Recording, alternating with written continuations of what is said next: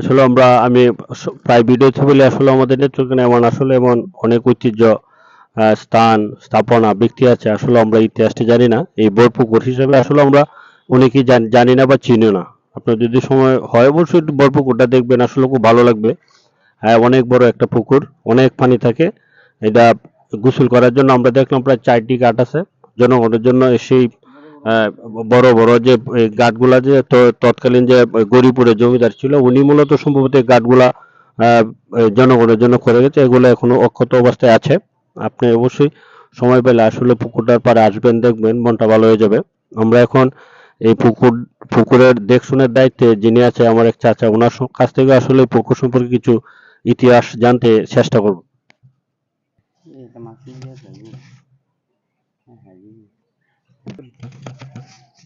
এই পুকুরের মধ্যে নেত্রকোনা ডিস্ট্রিক্টের মধ্যে মনে করেন খুব বড় পুকুর এটা। হ্যাঁ, এটার মধ্যে বড় বড় মাছ আছে, 10 কেজি 12 কেজি ওজনের। চিতল আছে, ব্ল্যাক কাপ আছে, ঘাস কাপ আছে, আপনার বড় বড় আপনার রুই আছে, কাতল আছে। এটা বড় বড় মাছ আছে এটার মধ্যে। আর পানি তো মনে করুন বিশুদ্ধ পানি এটা।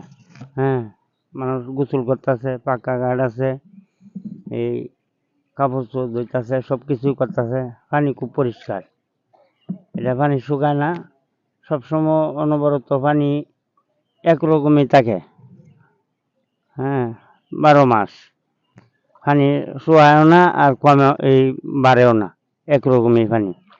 এই যে বৃষ্টির দিনে প্রচন্ড বৃষ্টি হইলেও পানি একই রকম থাকে। হ্যাঁ, এই আর কি। আমরা আসলে এই চাচা আসলে পুকুরটার দেখশুনের দায়িত্বে আছে। চাচার কাছ থেকে যেটা জানতে পারলাম যে আসলে মাছগুলো এই পুকুরে বড় হওয়ার কথায় যে পরিমাণ পানি আর যে বড় আছে, মাছগুলো আসলে চলাচলের জন্য যথেষ্ট জায়গা পায়। কারণ সব জাতির মাছই আছে, অনেক বড় বড় মাছ, যদি মাছগুলো তোলা হয় অনেক বড় বড় মাছ। আসলে মাছ তোলাটাও এই পুকুরে খুব একটা কি বলবো কষ্টসাধ্য ব্যাপার।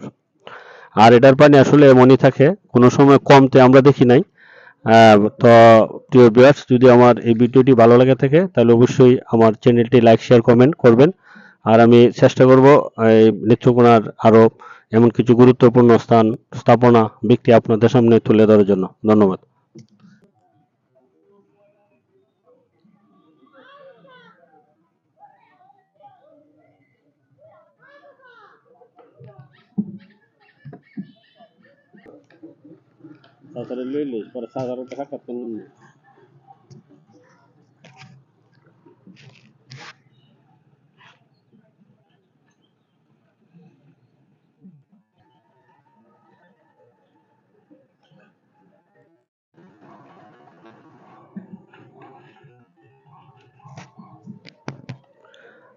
পুকুরটির পরিধি আসলে খুব শক্ত। পুকুরটির চারপাশেই সাধারণ জনগণের চলাচলের জন্য খুব ফাইলিং দিয়ে খুব শক্ত আকারে রাস্তা তৈরি করা হয়েছে, যাতে পুকুরটির পাড়গুলো আসলে না ভাঙে। আহ, পূর্ব, পশ্চিম, উত্তর, দক্ষিণ সব দিক দিয়েই পুকুরটির আহ, কি বলবো এটা ঢালাই করা রাস্তা দিয়ে এটা ভিত্তিটা খুব শক্ত করে রাখা হয়েছে।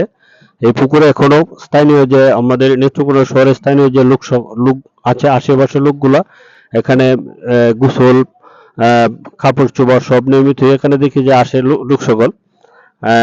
তাছাড়া এটা হচ্ছে যে নেত্রকোনা শহরের সুপেয় পানির সংকটের নিরসনের জন্য স্থানীয় জনগণের জলের সুবিধার কারণেই কথা চিন্তা করে তৎকালীন যে গৌরীপুরের জমিদার ছিলেন উনি এই পুকুরটি খননের উদ্যোগ নিয়েছিলেন। তিনি তার মার প্রতি গভীর শ্রদ্ধা ও ভালোবাসার থেকেই এই পুকুরটির নামকরণ করেছিলেন বিশ্বেশ্বরী ট্যাঙ্ক, যা নেত্রকোনা নিউটাউন শহরে বোরপুকুর নামে আমরা সবাই চিনি। বিসমিল্লাহির রহমানির রহিম। আমি এখন যে পুকুরটি বসে আছি বা যে পুকুরটি নৌকা দিয়ে আমরা চলে যাচ্ছি, এই পুকুরটি মূলত সবাই আমরা নেত্রকোনা বোরপুকুর হিসেবে চিনি। আসলে সেটা বোরপুকুর নয়। আমি এখন এই পুকুরের কিছু ইতিহাস আপনাদের সামনে তুলে ধরার চেষ্টা করব। এই পুকুরটি মূলত তৎকালীন গৌরীপুরের জমিদার ব্রজেন্দ্র রায় কিশোর চৌধুরী নেত্রকোনার শহরের সাধারণ মানুষের পানীয় জলের সুবিধার জন্য তার মাতা বিশ্বেশ্বরী দেবীর নামে বিশাল এই পুকুর খনন করেছিল। এই পুকুরটি প্রায় 56 কাঠা জমির উপর খনন করা হয়েছে। এটি গভীরতা এটির গভীরতা ক্ষেত্র বিশেষ 25 ফুট, 20 ফুট, 22 ফুট।